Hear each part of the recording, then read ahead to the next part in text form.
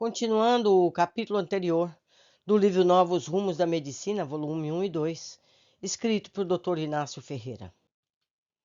Tragédia no deserto, continuando o caso do Rabi Ratamanque. Em 21 de outubro de 1939, em reunião mediúnica, especialmente para o caso, assim se manifestou. Por que, meu senhor, voltar aos tempos passados, rebuscando tormentos e relembrando torturas que ainda rescaldam no meu espírito? Voltar nos tempos do passado? Não, não isso propriamente, pois esse passado longínquo sempre viveu como presente estampado na minha memória. Além disso, os tormentos foram maiores e as torturas mais impiedosas ainda. Nasci em meio humilde, cresci identificado nos bons costumes, procurando viver minha vida com trabalho honesto. Ainda jovem, trabalhava em serviços de tecelagem.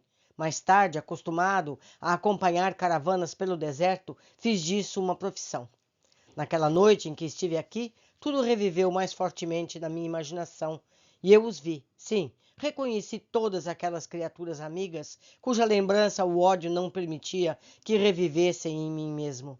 Batar Achak, me perdoem, eu não sei ler esse nome, foi minha mãe de criação. Aquela que me embalou nos braços, me criou sob os seus cuidados e carinhos. Minha verdadeira mãe na existência passada e na atual mãe dele. Naquela época eu fazia parte de uma caravana de fiéis que se dirigia à Terra Santa. Éramos muitos, mulheres, homens e crianças. Acompanhávamos o nosso rabi, um homem sábio e venerado por todos, um verdadeiro santo, cujas palavras, conselhos e pregações arrastavam os crentes que o seguiam por toda parte. O seu templo eram as tendas dos desertos. Caravanas formadas em romaria, geralmente eram caravanas ricas, pois os peregrinos levavam ricas ofertas a serem oferecidas nos templos longínquos, nos lugares santos. Composta de fiéis que aproveitavam todas as paradas para descanso, a fim de elevarem as suas preces e ouvirem as pregações. A caravana não possuía escolta para defesa própria.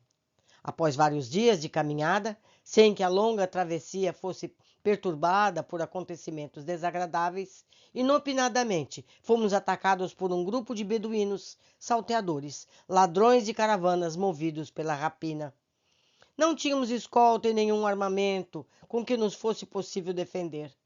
Uns seriam mortos, os outros tombariam escravos, objeto de comércio, vendidos em lugares distantes. Imenso foi o nosso desespero, meu ainda mais, porque entre os componentes dessa peregrinação estava a minha mãe de criação e a minha noiva, a criatura que havia escolhido para companheira eterna. Cercados por todos os lados, já no auge do desespero, percebemos que uma escolta atacava aquela horda de bandidos, livrando-nos do saque, da morte e da escravidão. Serenados os ânimos, repostos do susto pelo qual havíamos passado, derramando lágrimas de contentamento e gratidão e alegria, procuramos agradecer o nosso Salvador, o Salvador de todos e o ladrão da minha felicidade. Quem era ele? Esse cão que aí está. Era filho de um poderoso rajá, moço cheio de vida, rico, vivia atravessando os desertos, levando uma vida de aventureiro, cercado por uma poderosa escolta. Ao lançar os seus olhos sobre aquela criatura a quem eu adorava, seus instintos bestiais não puderam resistir ao encanto da sua beleza e da sua mocidade, exigindo-a como pagamento do auxílio prestado, ou a jovem a título de escrava, ou nos deixaria entregues à sanha dos bandidos. O nosso rabi, homem santo, os conselhos verdadeiros, dogmas e todos respeitados foram incapazes de demover os propósitos daquela hiena. Pedidos, lamentos, roubos e lágrimas foram demonstrações incapazes de repercutir no seu coração. Tomou-a à força, levou-a consigo, rindo-se das palavras do nosso meigo rabi, prevenindo-o de que, exigindo semelhante tributo em pagamento de um ato de caridade, só encontraria a tranquilidade e a felicidade após o encontro na fonte das lágrimas. Sim, meu senhor, porque todos choravam de dó, de compaixão, de ódio e de temor. Louco, desesperado de dor, não ouvindo também os conselhos que foram dados, não esperando pela justiça de Alá, enterrei Não é, entreguei um punhal à minha mãe de criação e dei jeito para que ela pudesse seguir, junto daquela a quem eu não mais veria. No fim da jornada, abandonei a caravana. Uma só coisa fazia com que eu vivesse: a vingança. Antes, porém, que fosse maculada a sua honra, recebia envolto em um lenço tinto de sangue o mesmo punhal que havia feito chegar às mãos da minha infeliz companheira. Suicidara-se antes que se servisse de regalo a esse miserável. Também eu suicidei, uma vez que não saberia viver sem a doce companhia de uma vez que não era possível a vingança. Batar a Wick, insinuando-se na confiança desse miserável, continuou a servi-lo, dando começo à minha vingança, servindo-lhe em doses crescentes o ópio, sempre derramado em tudo o que bebia, reduzindo-o assim em pouco tempo a um farrapo humano. Ficou viciado, morrendo pouco tempo depois, ainda moço. Em uma nova existência, fiz-me seu amigo íntimo, e isso me facilitou para continuar fazendo dele um viciado, o que me foi possível realizar, transformando-o em um ente inútil. Agora, vendo-o reencarnado, continuei saciando meu ódio, prolongando a minha vingança cada vez com maior desejo, cada vez com maior intensidade, apesar de ter como escudo a sua mãe, atual, que foi a minha antiga mãe verdadeira. Vejam só como a vida dá voltas. Voltei ao deserto, meu senhor. Naturalmente, como predito foi, ainda derramaremos muitas lágrimas, eu e ele, até que elas sejam bastante para lavar as manchas de sangue daquele punhal. Alá é poderoso e justo. Quero voltar. As pregações, as palavras, os conselhos daquele santo homem farão com que as desventuras sejam esquecidas e farão também com que a esperança renasça em minha alma. Desincorporou-se para voltar ao seu deserto. O mesmo deserto que molhou com lágrimas de ódio e desespero. O mesmo deserto que continuará a regar com o seu pranto, até que seja bastante para reavivar a semente do perdão e sentir brotar das areias escaldantes o arbusto da esperança. Durante o tempo decorrido entre uma doutrinação e outra, o paciente melhorou bastante dos sintomas obsessivos. Quanto ao defeito físico, o tremor, a fala titubeante, incompreensível, quase pouca transformação foi obtida. Eram sintomas ligados a uma causa orgânica, tombo ou pancada com traumatismo, consequente produzindo lesão e desequilíbrio nervoso. Poderá melhorar muito ainda com o tratamento bem orientado, bastante prolongado, dependendo do tempo para a sua reeducação completa. Ora, essa reeducação terá de ser persistente e longa, pois o obsessor tudo fez para inutilizá-la, produzindo-lhe um sofrimento moral, esforçando-se por não lhe permitir a realização dos desejos naturais e orgânicos, intoxicado o seu psiquismo. Na primeira fase, isso na penúltima existência, foi levado ao vício de entorpecentes, até ficar reduzido a um organismo imprestável. Na segunda fase, isto é, na última existência, esse moço foi arrastado pelo mesmo caminho, pois na sua penúltima vida material, como vimos, Batara Wick, que havia sido sua mãe de criação, do obsessor e, por vingança, causadora da infelicidade do paciente, ministrando-lhe entorpecentes até levá-lo ao vício completo. Nessa segunda existência material, com o nome de Samira, ainda serviu de elo para a aproximação de ambos, e indiretamente ainda como causadora para a perturbação deste ódio e vingança, vindo dessa vez como mãe legítima do obsessor e mãe de criação do paciente. De fato, a rota do destino fez com que o doente, nessa segunda vida material de que tratamos, ficasse órfão em terrendade e vivesse por parentesco morar sob o mesmo teto onde viviam aqueles mesmos componentes da existência passada. Foram criados juntos, desde pequenos, não se olhavam com simpatia, tanto que eram constantes as brigas entre ambos.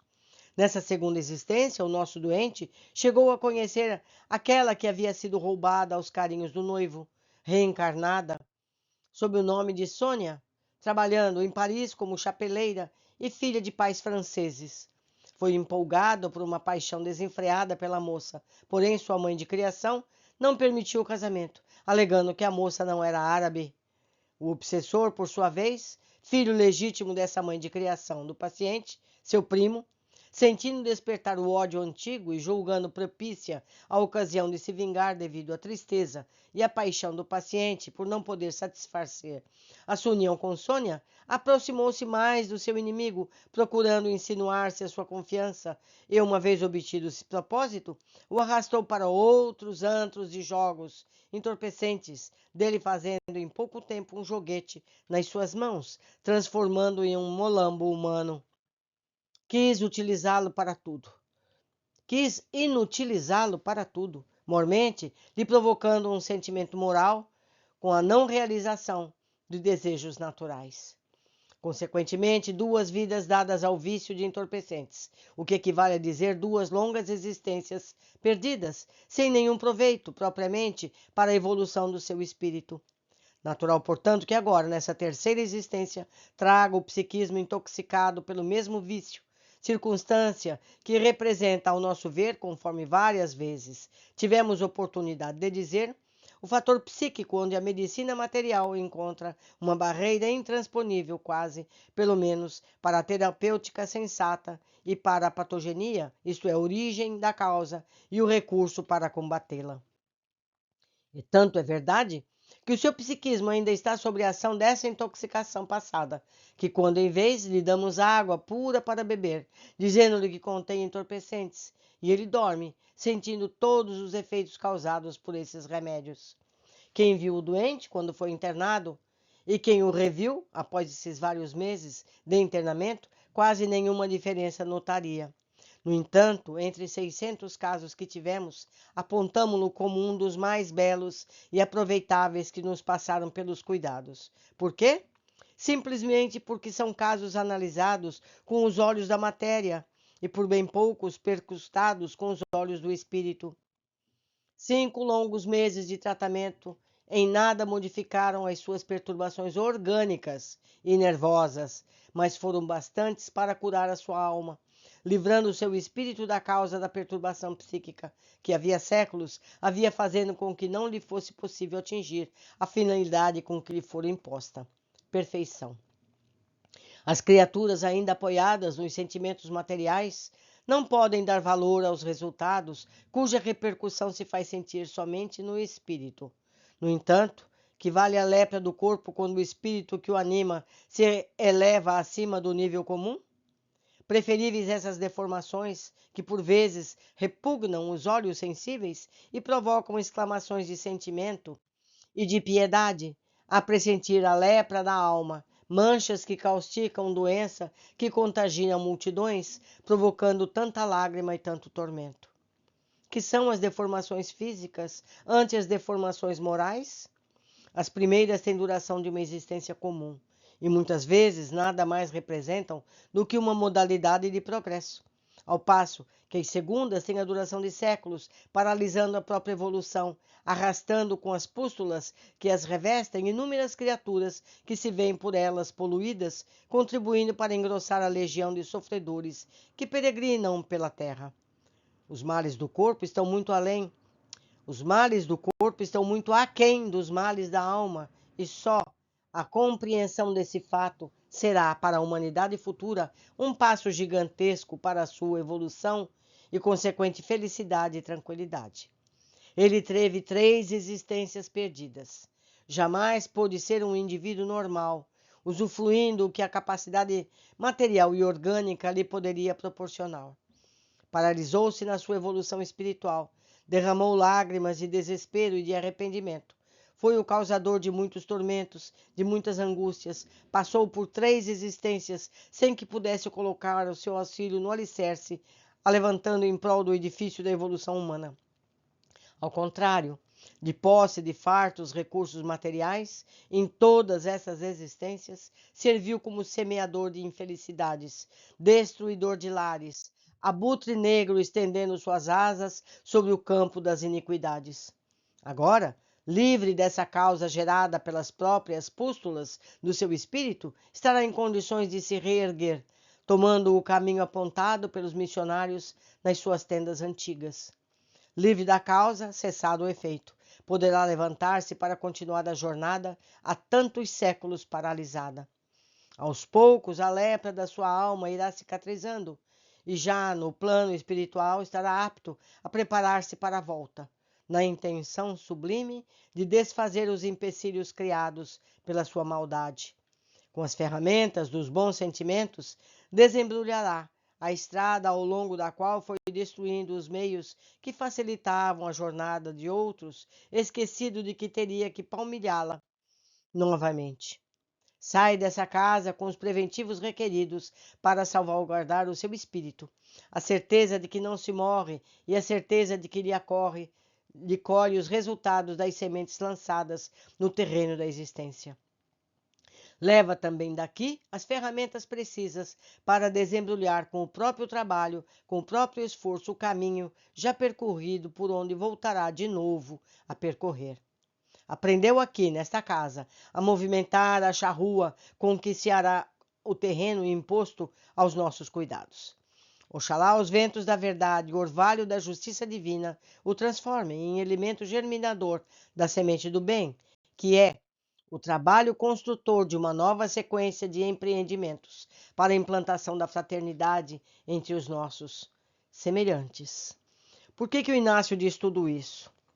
Porque nós não sabemos como será a próxima vida dele, qual será o comportamento dele depois desses 300 anos de sofrimento. Só o futuro nos dirá. Por hoje ficamos aqui com a conclusão desse caso. Voltaremos em breve com novos aprendizados. Até mais.